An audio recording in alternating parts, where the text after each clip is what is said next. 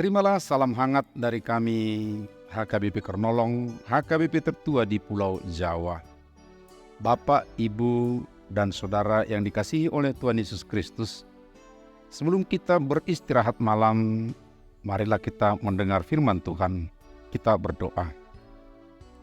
Segala puji syukur kami naikkan ke hadirat-Mu, Bapa yang maha baik. Tuhan memberi kami kesempatan untuk boleh beraktivitas sepanjang hari ini. Namun kami juga Tuhan sadar ada kelemahan kekurangan kami.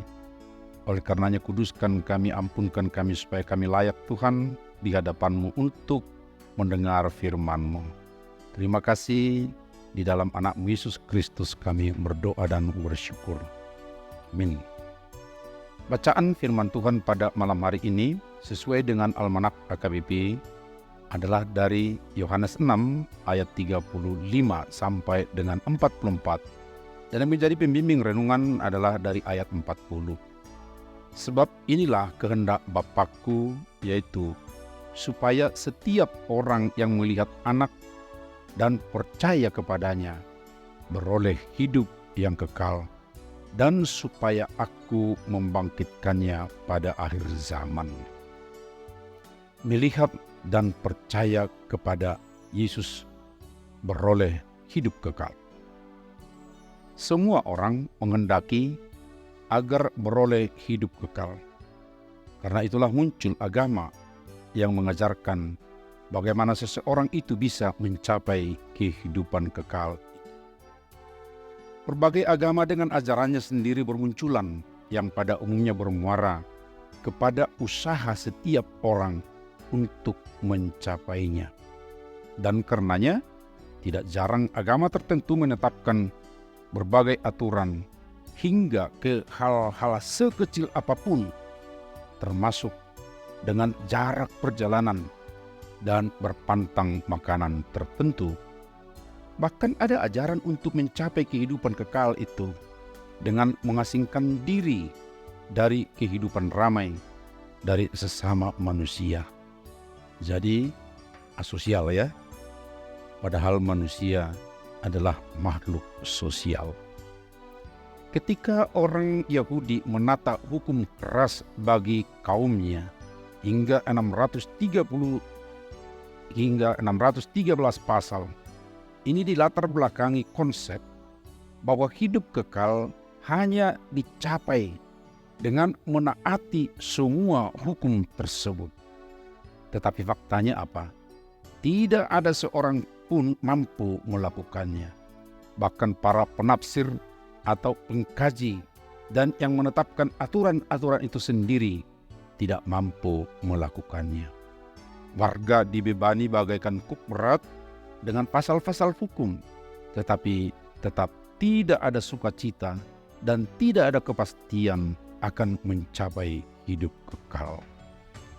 Di tengah situasi seperti itulah Yesus Kristus mengingatkan semua orang di dunia ini bahwa kehidupan kekal adalah di dalam dirinya sendiri sebagai yang diutus oleh Allah ke dunia.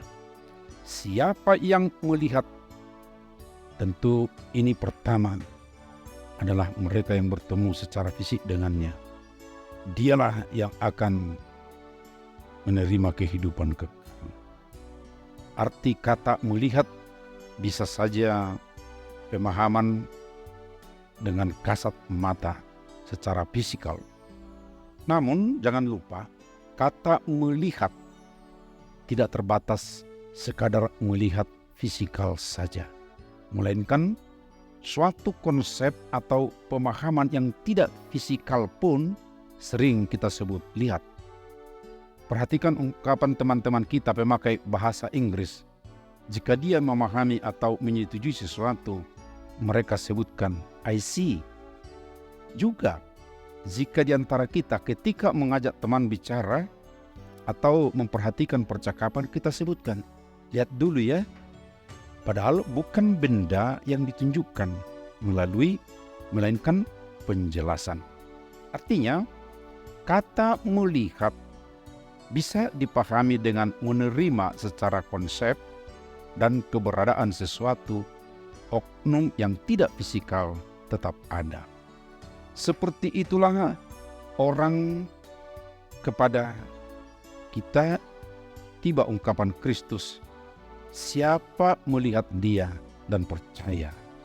Artinya, kata melihat itu bukan harus fisikal kita lihat, tetapi kita mengenal, kita menerima bahwa inilah Kristus dan kita percaya, maka kita akan memperoleh kehidupan kekal.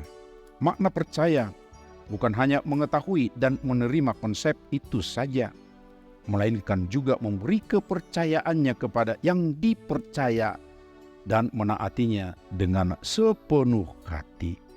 Karena itu sobat renungan malam Shalom, kehidupan kekal telah disediakan bagi setiap orang yang melihat dan percaya kepada Yesus. Jangan tunda untuk mempercayainya dan menaatinya dengan sepenuh hati. Pastikan hidupmu akan memasuki kehidupan kekal itu. Amin, kita berdoa. Sadarkan kami ya Tuhan, bersama dengan teman-teman seiman di sekitar kami yang rindu akan kehidupan kekal, bahwa kehidupan kekal itu adalah di dalam dan melalui anak-Mu Yesus Kristus. Mengenal dan percaya kepadanya, kami akan memasuki kehidupan kekal. Terima kasih ya Bapa, lindungi berkati kami pada malam hari ini dalam istirahat kami, dan berilah kami kesegaran kembali untuk boleh bekerja dengan baik esok hari. Terima kasih Bapa, di dalam anak-Mu Yesus Kristus kami berdoa. Anugerah Tuhan Yesus Kristus, kasih setia Allah Bapa, serta persekutuan dengan Roh Kudus menyertai kita sekarang sampai selamanya. Amin.